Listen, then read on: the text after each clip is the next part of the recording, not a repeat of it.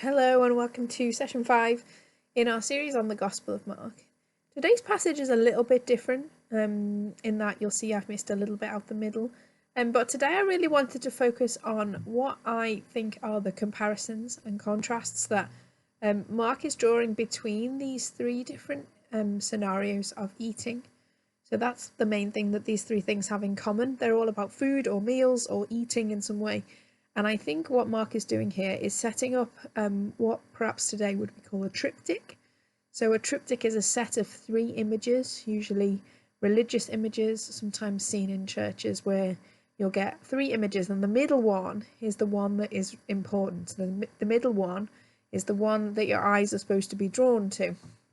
And the pictures either side are designed to help to emphasize that central picture. And here, obviously, we have on one side the story of Herod's banquet, on the other side the story of the Pharisees and the scribes complaining about the disciples not washing their hands, and in the middle we have this image of Jesus feeding the 5,000. And my claim today is that the contrasts and the differences we're going to look at between the stories are designed to draw attention to this central story of what Jesus does and of how he does it, and for what that can teach us about the nature and character of Jesus. So let's look at four different issues that appear in each of the three stories, and I'm going to actually take them all at once. So we're not going to look at the stories consecutively, 1, 2, 3. We're going to look at how these different themes turn up in each of the different stories. So first and foremost, what is the setting? What are the different settings for the meals or the food that occur? In the first instance, the setup for Herod's banquet is compromise and conflict. So if you look at Herod's state of mind, it says in verse 20 that he was perplexed by John. He was confused. He didn't really know what John was all about, but at the same time, he quite liked him. He'd actually protected him, and he'd used his power to do that. But he didn't really know. He was divided within himself, I suppose, if you like. And so straight away we can see that the motivations and the actions of Herod are going to be interesting. He doesn't really know what's going on. In comparison with Jesus' motivation, which is presented to us by Mark as compassion. There is one thing driving Jesus, and it's compassion for the people in front of him. He is moved to help address the needs of those who he sees in front of him. Thirdly, when we move this on to the Pharisees and the scribes, obviously they don't own their own motivation. They don't own their own. Mark doesn't tell us how they're feeling or why they're asking what they're asking, but Jesus is pretty quick to call them out and tells us pretty straight away that the reason why there's a problem is because that they are divided within themselves, same as Herod. Okay, so you get this idea from Isaiah 29:13. Jesus quotes, and he says, your lips do one thing, but your hearts are somewhere else. And that's a really interesting passage that we'll come back to in a minute about how the leaders who claim to see everything clearly, who claim to have it all boxed off, who claim to know everything, are the ones who are revealed as being blind, as not being able to see, as not being able to decipher what is going on. So that's a really interesting setup. What about then the way that the different leaders in each case draw others into the situation or help others to participate? Now, let's think about the three different setups again. So Herod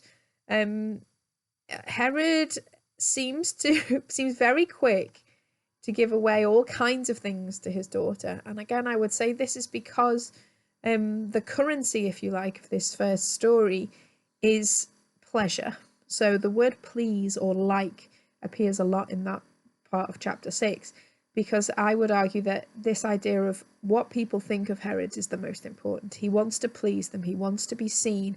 He's invited all of these dignitaries for a banquet, and he wants to be seen to be doing the right thing. He wants people to think well of him. And that extends to his daughter as well. And because of that pleasure, and because of the pleasure he receives from her in her performance, which I think is another big issue. It's all about the performance. It's about what you are seen to be doing. He agrees to give her all kinds, including half the kingdom, which I don't know about you, but seems a little bit little bit excessive and a little bit unwise given what is going on.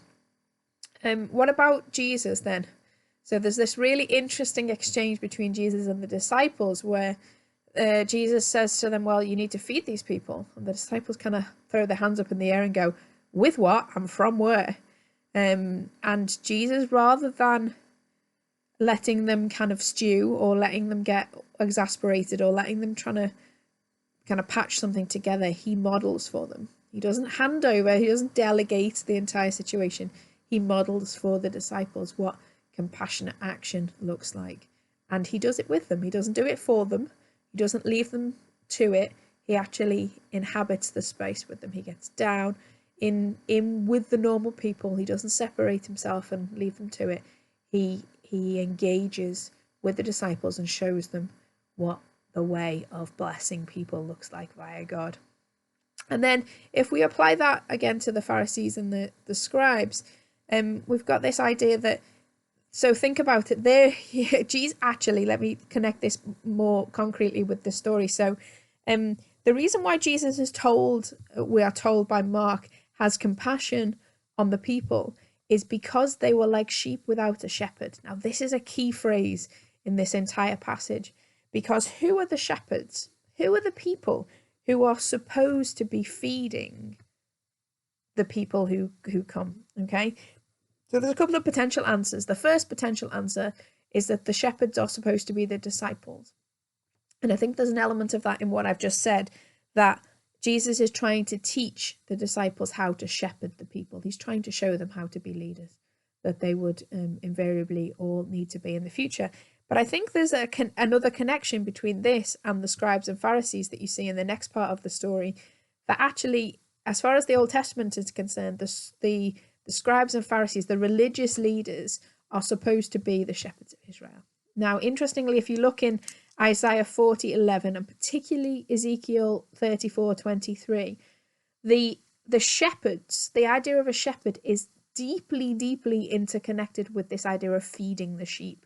Okay, they protect the sheep and look after the sheep and ultimately give their life for the sheep in some cases. But the key image that comes up over and over again is this feeding of the sheep. The shepherds of Israel were supposed to be the ones who were the gatekeepers of life, not in terms of just keeping people, either giving people access to God in like this priestly sense, but also the gatekeepers of actual life, actual food, in the sense that they had the ability to make rules and to distribute. Think about Joseph, okay? Think about the role in the early Old Testament about this idea of the gatekeeper of food. So actually, to a certain extent, these religious leaders were also the gatekeepers of lots of life. They decided who got access and they decided who was denied access. And I think there's a deep connection there between Jesus giving food out to anyone who comes and the religious leaders being criticized by Jesus by doing the exact opposite, by keeping some people away from the access to the things that they needed.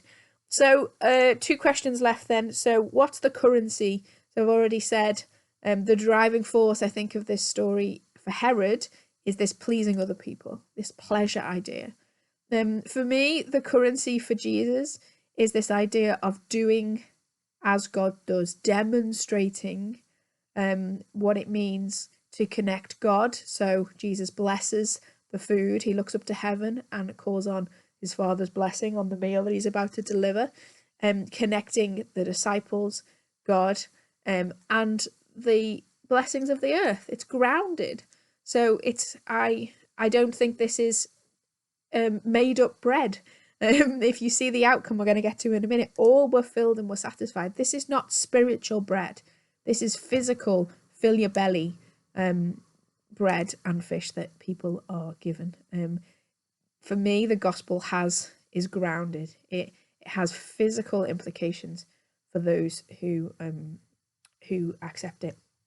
And what's the currency of the others? Well, the currency of the Pharisees and the Sadducees for me is self-protection.